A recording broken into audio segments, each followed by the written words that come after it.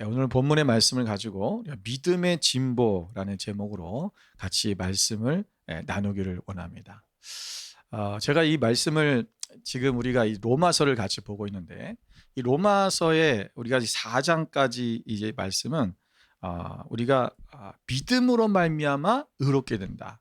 여러 가지 정리를 한다면 유대인들에게, 지금 유대인들, 로마에 있는 유대인들, 유대인 교인들, 그다음에 이방인 교인들. 근데 유대인 교인들이 율법을 지켜야 된다, 할례를 받아야 된다, 그런 주장들을 하는 것을 통해서 오늘 사도 바울이 우리가 의롭게 되는 것은 율법을 지키신 것도 아니고, 우리가 어떠한 우리 행위로 말미암아 우리가 또는 할례를 받았다고 해서 우리가 의롭게 된 것이 아니라 오직 무엇으로? 믿음으로. 오직 믿음으로, 그 얘기를 한 거예요. 그래서 오직 믿음으로 의롭게 됐는데, 그러면 5장에 와서 그럼 우리가 예수님을 믿음으로 말미암아 의롭게 되었는데, 그 의롭게 된 사람은, 우리가 의롭게 됐으면 그럼 어떻게 해야 되냐라는 거예요. 지금 그거를 지금 말씀하려고 하는 것입니다. 그래서 이 말씀을 우리가 로마서를 보면 이게 좀 도대체 무슨 말씀을 하려고 하는 거지? 라고 하는 것들을 좀 이해하기가 어렵게 그렇게 설명이 되는 경우들이 참 많아요. 그래서 오늘 이 말씀 속에서 하나님께서 지금 무슨 말씀을 하려고 하는 거야? 사도 바울은 이 말씀에서 우리가 의롭게, 믿음으로 의롭게 된다는 어떤 삶을 살아야 되는 것인가 라는 것을 말씀하고 싶은 건가를 우리가 함께 좀 살펴보려고 합니다. 여러분, 한국이 호주로 수출하는 수출품 중에서 우리가 생각하지 못했던 의외의 수출품이 있어요. 근데 그 양이 어마어마합니다. 우리는 한국이 호주에 수출을 제일 많이 하는 게 뭘까요? 그러면 대부분 뭐라고 그래요? 자동차라고 생각하잖아요. 자동차가 뭐 현대, 기아 많이 들어옵니다. 그래서 그 수출량이 굉장히 많을 거고, 또는 반도체 뭐 이런 게 많이 들어오겠죠. 그런데 요즘 와서 급부상하고 있는 그러한 물품이 있습니다. 그게 뭐냐면 바로 석유류입니다.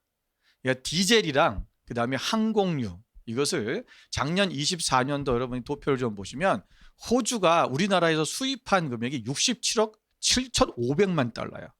어마어마하죠. 여러분, 기름이 한 방울도 나지 않는 한국이, 도리어 호주는 여러분 기름이 납니다. 났는데 한국에서 디젤과 항공유를 수출해 오는 거예요. 수입해 오는 거예요. 그래서 굉장히 아이러니한 그런 상황인데, 석유가 나지 않은 그런 나라가 지금 이런 많은 양의 석유들을 이제 수출하고 있다. 그 이유가 뭔지 아십니까? 한국은 뭘 수입하는 거죠? 원유를 수입하는 거예요. 그래서 이 원유를 수입해서 그것을 정제해서 그거를 휘발유를 만들고 디젤을 만들고, 그 다음에 항공유에 들어간 제트류를 만드는 거예요. 그래서 그런 것들을 가지고, 또는 뭐 그걸 여러 가지 또 다른 것들 만들잖아요. 뭐 아스팔트도 만들고 하겠지만, 근데 그것을 가지고 지금 다시 그거를 역수출을 하는 것입니다.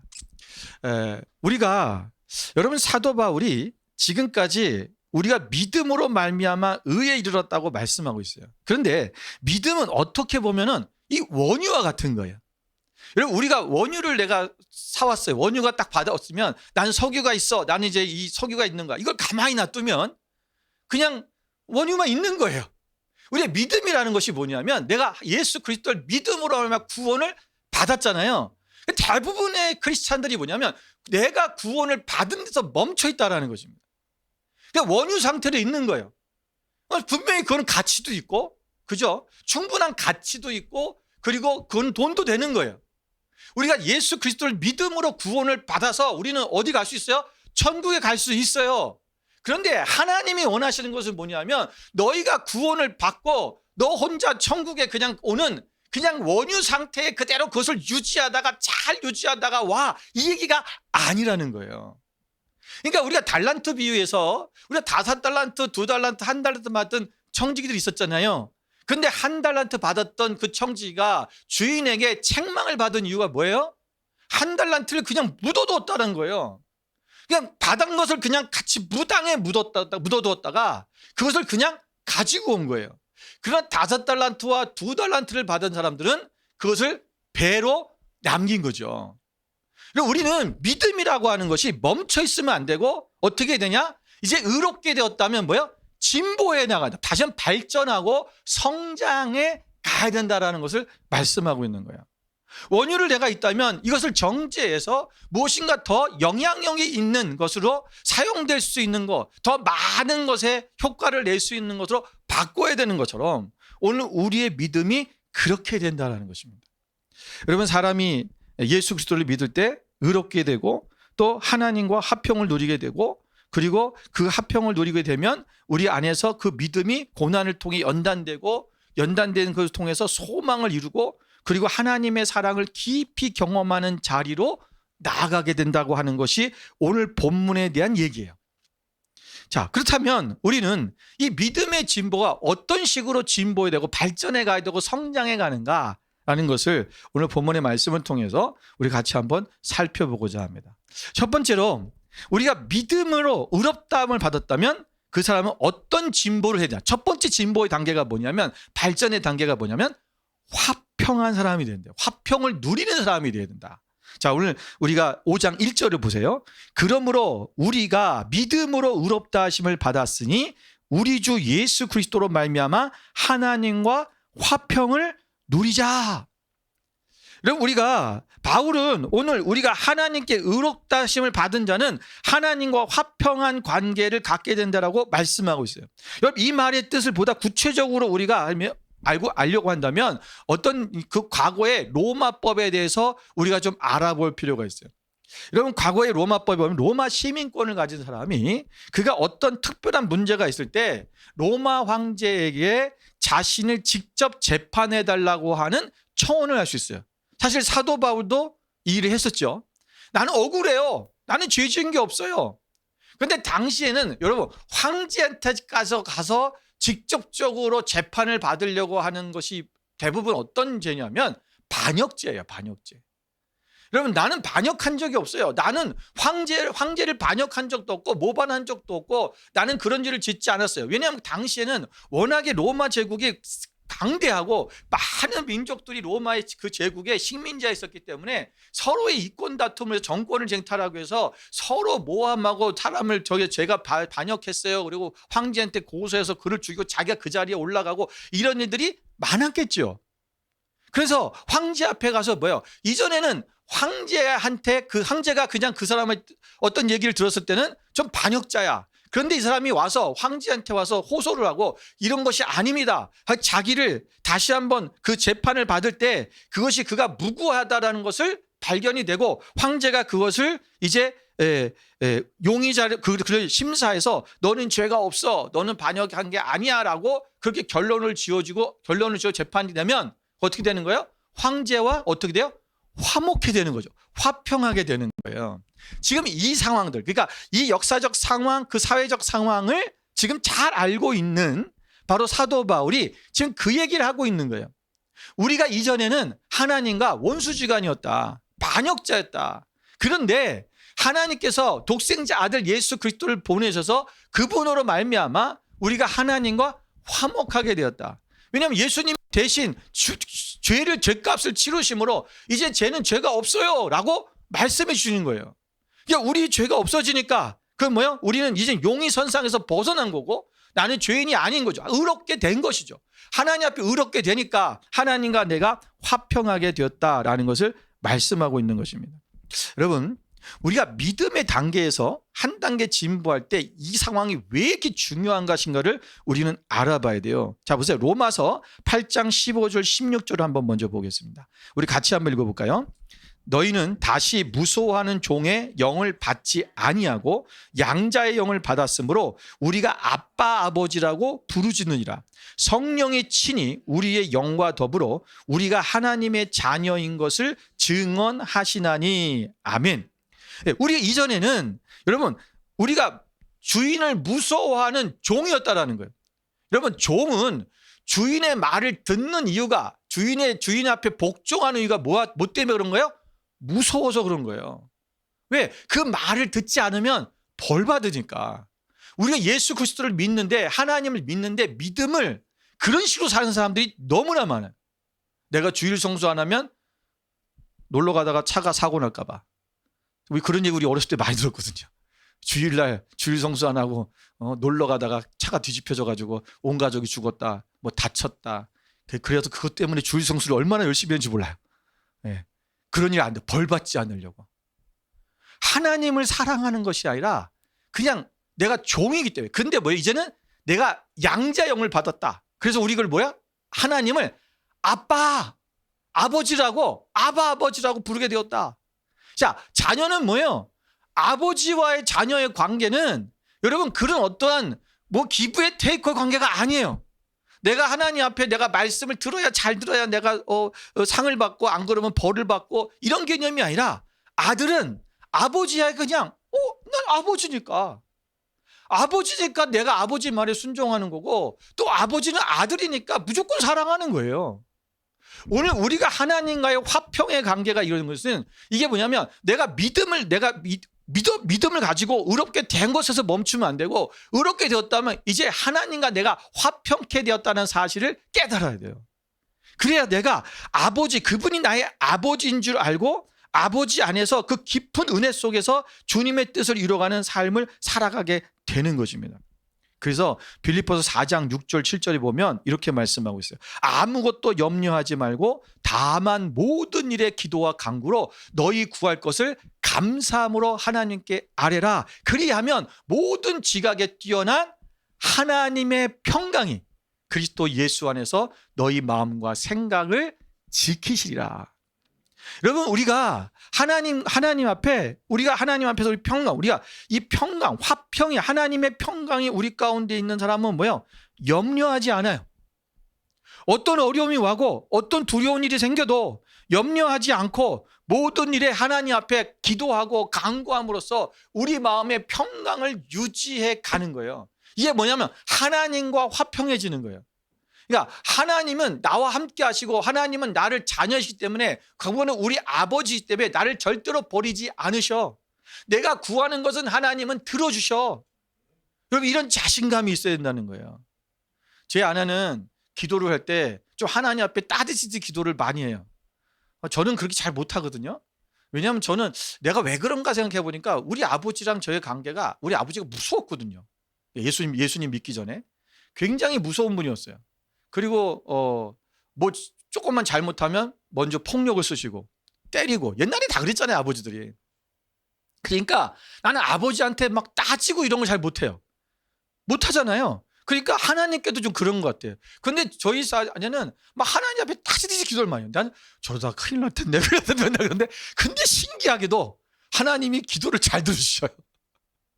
그냥 저희 사람 얘기만 하면 탁탁 들어주시는 거예요. 야 이게 뭐냐면 우리 아버지니까.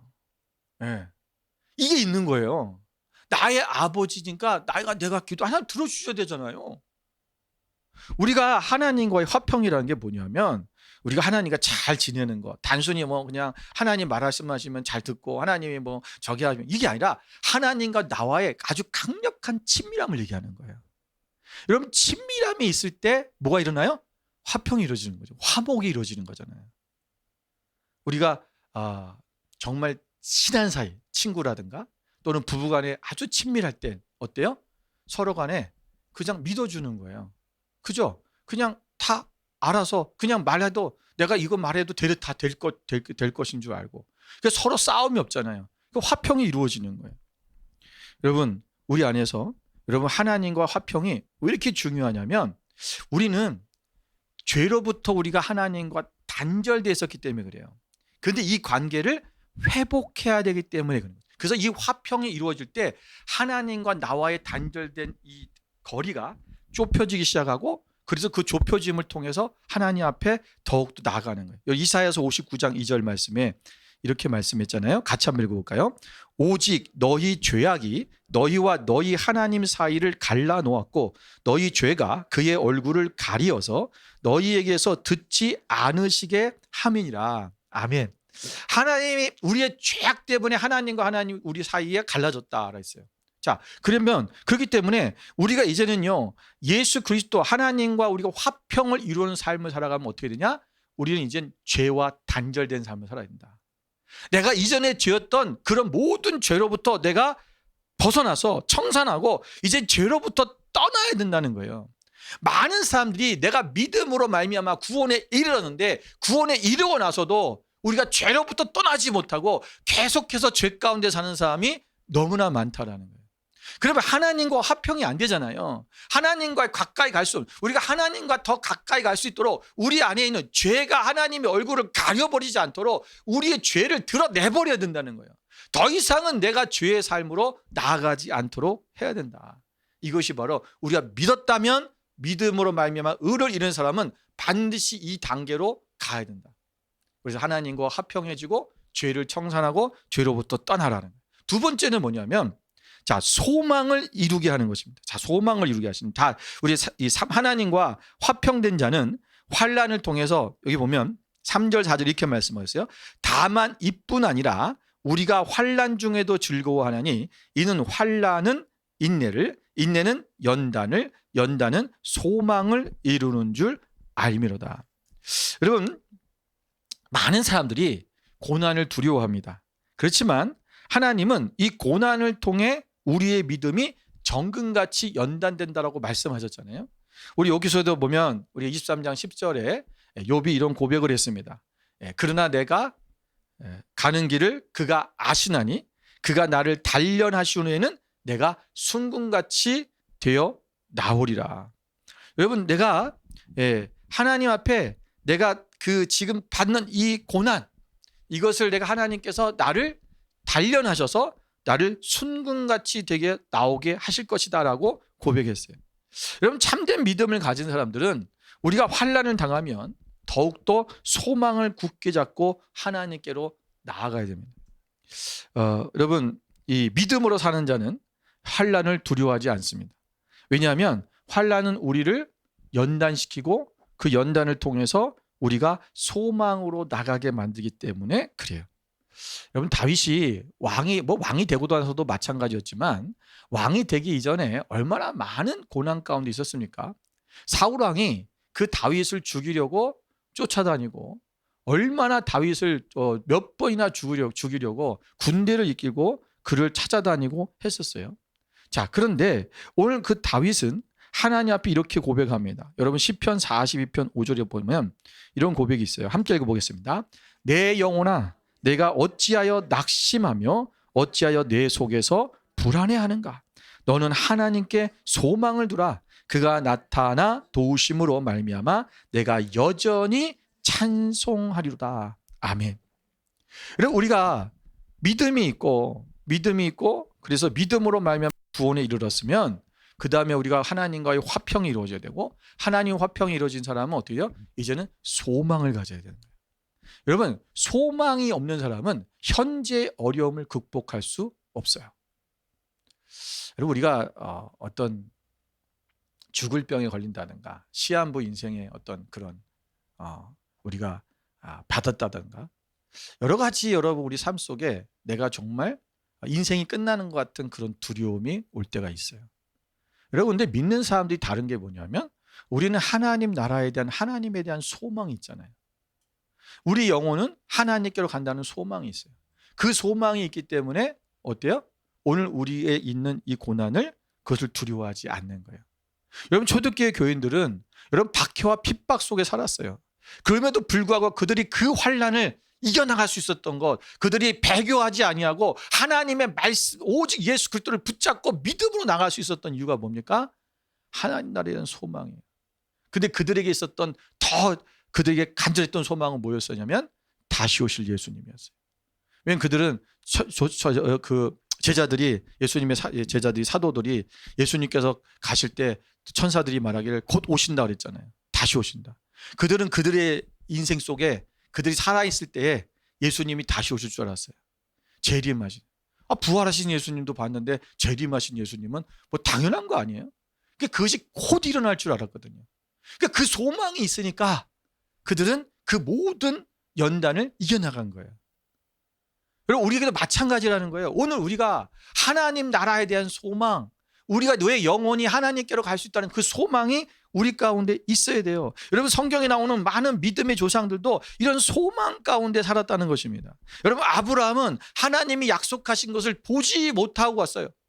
여러분, 보지 못하고 간다는 게 뭐예요? 보지 않은 것. 믿음은 바라는 것들의 소망이요. 믿음은 우리가 보지 않는 것들, 바라는 것의 소망, 실상이요. 또 보지 못하는 것들의 증거라고 그랬잖아요. 무슨 말입니까? 믿음이라는 것은 보지 못한 것, 바라는 것, 이게 뭐야? 소망이라는 거예요. 소망이 있을 때 그것이 소망으로 믿음이라는 것이 소망으로 있을 때 이것이 진보한다는 거예요. 여러분, 우리가 창세기 그 50장 24절 25절에 보면 요셉이 이런 얘기를 합니다. 자기가 죽을 때에 자기 형제들에게 또 자손들에게 이런 얘기를 하죠. 한번 읽어볼까요? 요셉이 그의 형제들에게 이르되 나는 죽을 것이나 하나님이 당신들을 돌보시고 당신들을 이 땅에서 인도하여 내사 아브라함과 이삭과 야곱에게 맹세하신 땅에 이르게 하시리라 하고, 요셉이 또 이스라엘 자손에게 맹세시켜 이르기를 하나님이 반드시 당신들을 돌보시리니 당신들은 여기서 내 해골을 메고 올라가겠다 하라 하였더라. 아멘. 여러분, 요셉은요, 하나님께서 그들에게 약속하신 땅이 어디예요? 가나안 땅이에요. 지금 요셉이 하나님께서 그들의 민족을 지금 잠시 그 기근 때문에 그들을 이집트로 옮겨 놓으셨지만, 그러나 반드시 하나님의 그 약속의 땅 가나안 땅으로 갈 것이라는 것을 그는 믿었어요. 그는 아직 보지 못하는 미래예요. 그는 죽잖아요. 지금 죽을 것을 지금 기다리고 있는 거예요. 죽을 때가 된 거예요. 그 유언을 하는 거잖아요. 자기가 죽으면 그걸 못 봐요. 그러나 그 보지 못하는 그 상황을 지금 뭐예요? 자기의 자손들과 지금 형제들에게 말하기를 우리가 돌아가게 되면 그 땅으로 거기가 가게 될 것이다. 가게 되면 나의 해골을 메고 가라. 여러분, 이 소망이 그게 안에 그냥 있는 거예요. 그러니까 하나님을 믿은 거죠. 하나님의 말씀을 믿은 거고, 믿었기 때문에 이런 말을 할 수 있는 거예요. 우리는 믿음이라는 것이 그냥 추상적인 게 아니라 실제라는 거예요. 내가 보지 못했지만 앞으로 일어날 것에 대해서 하나님이 말씀하신 것 그대로 될 것을 믿고 나가는 거예요. 여러분, 히브리서 11장 24절 25절을 볼까요? 거기서 보면 이렇게 기록되어 있습니다. 함께 읽겠습니다. 믿음으로 모세는 장성하여 바로의 공주의 아들이라 칭함받기를 거절하고 도리어 하나님의 백성과 함께 고난받기를 잠시 죄악의 낙을 누리는 것보다 더 좋아하고. 아멘. 여러분, 모세는 공주의 아들이 됐잖아요. 양자가 됐어요. 여러분, 그런데 그가 그냥 가만히 있으면 그 공주의 왕자로서 거기서 이집트에서 편안하게 살 수 있어요. 그런데 그것은 그 공주의 아들이라고 하는 것을 거절했다. 왜? 그는 하나님의 백성과 하나님과 고난받기를 잠시 이 땅에서 내가 누리는 그 낙보다 하나님의 나라를 위해서 내가 이 땅에서 고난받는 것을 더 좋아했다. 그것을 결정했다는 것입니다. 왜요? 소망을 보기 때문에. 하나님의 나라, 하나님께서 말씀하신 약속, 하나님의 언약, 그것을 바라보면서 하나님께서 오늘 우리 가운데 이 민족 가운데 행하신 그 일들을 하나님께서 이루실 거죠. 요셉처럼 그들이 보지 못했지만 하나님께서 우리를 저 가나안 땅 가운데 우리 원래 있던 그 땅으로 다시 보내실 거라고 하는 그 약속의 말씀들을 기억하고 있고 그것을 믿고 있었다라는 것입니다. 여러분, 우리가 이 땅에서 하나님 앞에 소망으로 이 믿음을 바꿔가지 못하고 그것이 발전되지 못하는 이유가 뭡니까? 이 세상에서의 부귀와 영화를 누리고 싶어서 그런 거예요. 그러니까 우리는 이 세상에서 우리가 조금 더 다른 삶보다 나은 삶, 풍성한 삶, 풍족한 삶, 뭔가 내가 누리고 싶은 그 삶을 살고 싶으니까 우리가 하나님의 나라에 대한 소망이 점점 줄어들어요. 그것이 없는 거예요. 그러니까 우리가 믿음을 이겨내가지 못해요. 믿음을 지키려면 우리 안에 있는 그 환난을 인내로 우리가 그것을 연단으로 알고 하나님께 인내하면서 그것을 통과하고 넘어서야 되는데, 이 넘어서는 그 믿음이 없다라는 거예요. 이게 성장돼야 된다는 것입니다. 우리의 믿음의 두 번째 단계는 바로 이 소망입니다. 세 번째는 하나님의 사랑이 우리 가운데 부어지는 것입니다. 여러분, 믿음의 궁극적으로 우리가 가야 될 진보 어디냐? 바로 사랑입니다. 오늘 또 사도 바울도 그 8절에 이렇게 얘기했지만 하나님께서 우리에 대한 자기 사랑을 확증하셨다라고 말씀하고 있습니다. 우리가 우리의 믿음이 하나님 믿음으로 통해서 의롭게 되었어요. 그러면 하나님 앞에 하나님과 우리가 화평하고 하나님과 친밀한 가운데 들어가서 우리가 죄를 떠나고 하나님과 더 가까운 거룩한 삶으로 나가야 돼요. 그러면 우리가 세상을 살다 보면 어려움이 있고 환난이 있고 고난이 있어요. 이것을 이겨내려면 어때요? 하늘에 대한 소망이 있고 하나님에 대한 소망을 가지고 살아야 돼요. 이 소망이 우리 가운데 부어지면 그 다음부터 어떻게 하냐? 그냥 내가 하늘나라만 바라보고 나는 그렇게 산 것이 아니라 우리 이 땅에서 사랑을 증명하는 삶을 살아야 돼요. 여러분 보세요. 오늘 우리가 하나님의 사람들은요, 사랑은 우리가 연약할 때에도 불구하고 우리를 붙드시고 우리를 사랑하셨다는 것입니다. 여러분, 하나님의 사랑은 우리가 죄인이었을 때에 나타났다는 것입니다. 자, 사람들은 보통 가치 있는 사람에게 사랑을 베풉니다. 그리고 하나님은 우리가 연약하고 죄인이었을 때 하나님은 우리를 사랑하십니다. 그리고 우리는 나와 관계가 있고 내가 할 수 있는 사람, 우리 교회 안에서 또는 내가 친한 사람들끼리 우리가 서로 사랑하는 것은 너무나 잘하잖아요. 근데 나와 상관이 없는, 내가 어떤 이해관계가 없는 어떤 불특정 다수에게 사랑을 베푸는 것에 대해서는 우리가 잘 못하는 경우도 사실은 많습니다. 우리가 믿음의 진보가 이루어지는 이유가 뭐냐면 하나님의 사랑을 우리가 알아갈 때 더 이상 자기 자신만을 위해 사는 것이 아니라 우리가 하나님과 이웃을 사랑하는 그 삶으로 살아가게 된다라는 것입니다. 예수님께서 말씀하시기를 우리가 율법의 완성이 뭐라고 그랬어요? 사랑이라고 말씀하셨잖아요. 왜 사랑이라고 말씀하시냐? 오늘 이스라엘 백성들, 유대인들에게 있어서 그들은 율법이 최고였어요.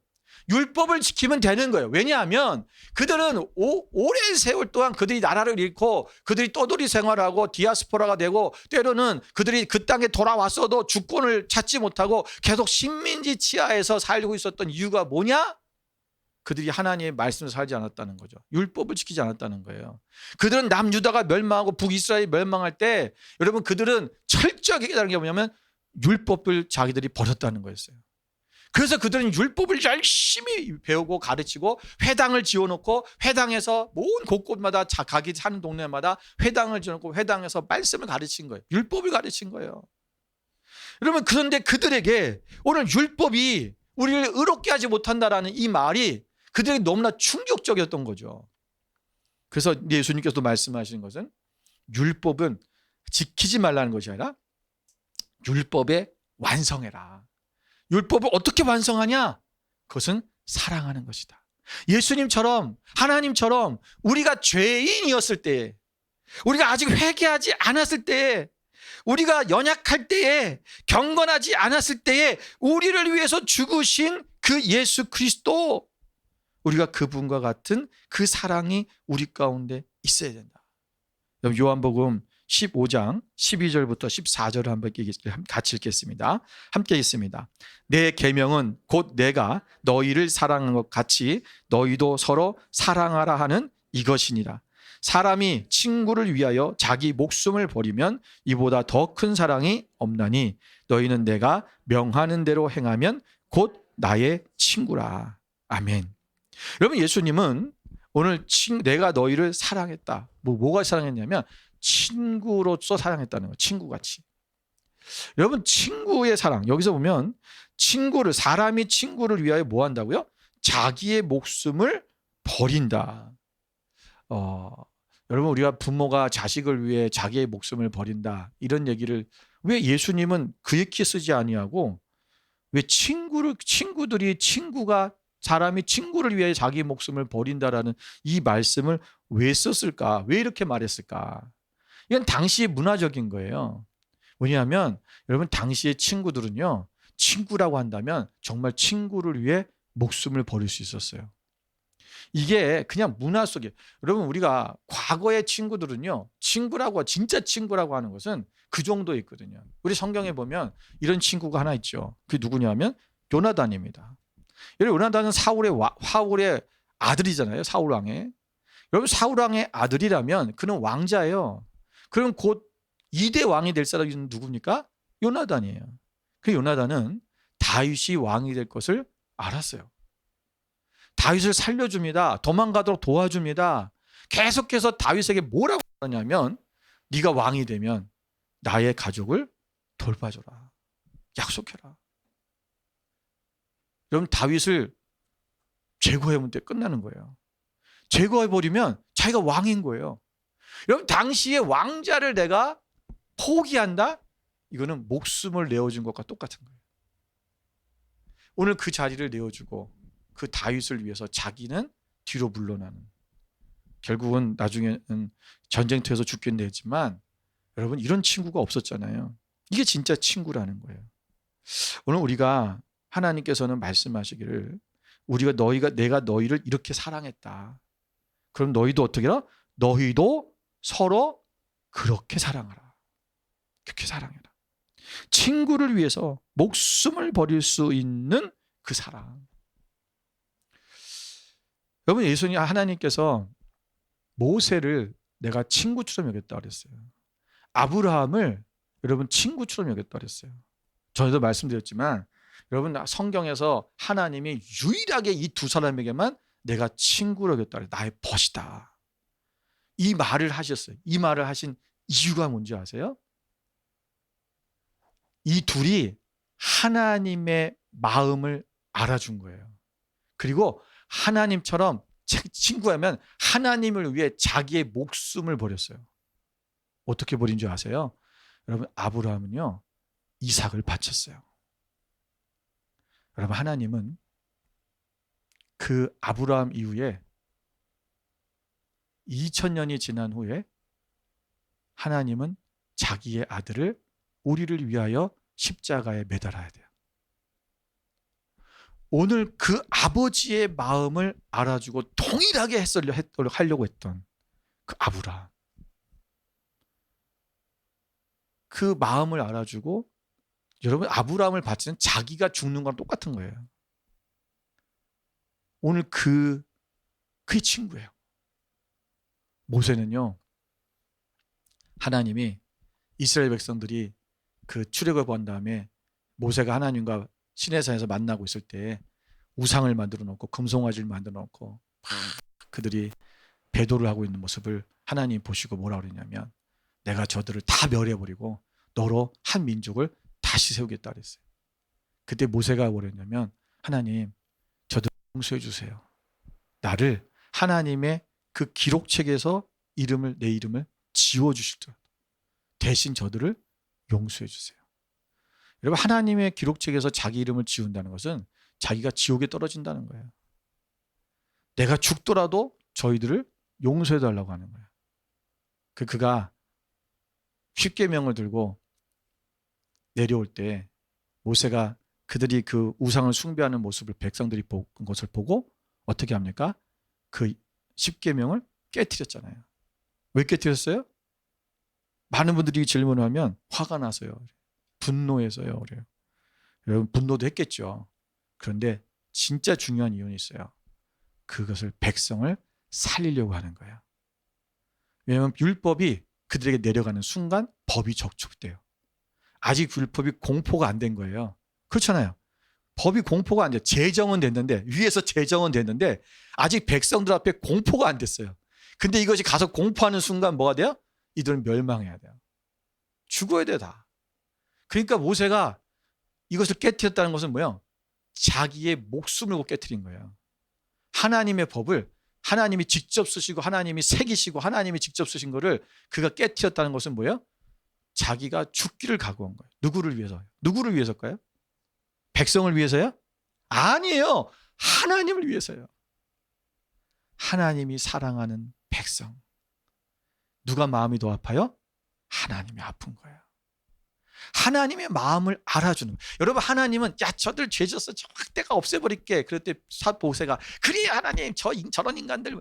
여러분 아버지 마음이 그런 게 아니에요. 아버지가 형제가 둘이 있는데 둘째 아들이 하도 사고 치고 다니니까 큰아들한테 야 저놈의 자기 사고 치는데 저거 어떻게 좀 안 되게 어떻게 좀 그냥 교육 좀 시키겠다 했더니 큰아들이 가서 걔를 개패스 패가지고 애를 반쯤 죽여놨어. 그 아버지 마음 기분이 좋은 거야? 그 얘기가 아니잖아요. 아픈 거예요. 그렇게 하라는 얘기가 아니었어요. 어떻게 좀 잘 타일러서 돌아오게 좀 해봐. 이 얘기죠. 우리는 그 아버지의 마음을 잘 몰라주는 거예요. 하나님 아버지 마음이 지금 뭘까? 하나님의 아버지는 오늘 우리가 하나님께서 우리에게 주셨던 그 사랑처럼 우리도 이웃에게 그렇게 사랑을 베풀고 그들도 하나님을 알고 하나님 앞에 돌아오고 구원받도록 하는 거예요. 우리의 희생과 헌신, 내가 내 목숨을 줄지언정 그들을 살리고자 하는, 영혼을 구원하고자 하는 그 마음. 왜? 하나님이 그렇게 하셨으니까. 그 마음을 알아주는 것, 그게 친구예요. 오늘 우리는 그 하나님의 사랑을 우리가 이루어 가야 돼요. 그래서 우리가 잘 알고 있는 고린도서 13장 13절에 뭐라고 말씀하셨어요? 그런즉 믿음, 소망, 사랑, 이 세 가지는 항상 있을 것인데 그 중에 제일은 뭐다? 사랑이라. 이 말이 달래 나온 게 아니에요. 믿음은 그냥 있는 거예요. 구원을 받았기 때문에. 내가 믿었어, 구원받았어, 의롭게 됐어, 그러면 하나님에 대한 소망을 가지는 거예요. 근데 거기까지는 많은 사람들이 했어요. 하고 있어요. 그런데 사랑을 이루어야 된다. 그래서 제일이라고 말하는 거예요. 오늘 우리가 믿음은 의롭다 하심을 받은 후에 멈추는 것이 아니라 환난과 연단을 통해서 소망을 나아가고 그 소망 속에서 하나님의 사랑을 깊이 경험하고, 그래서 우리가 믿음이 점점점 진보해 나가는 그런 여러분의 삶이 되어야 될 줄로 믿습니다. 오늘 하나님이 주신 그 사랑을 우리가 깊이 깨닫고 우리 또한 그 사랑을 실천하며 주님을 닮아가는 그런 삶을 살아가는 여러분 되시기를 주님의 이름으로 축원을 드립니다. 우리 함께 기도하겠습니다.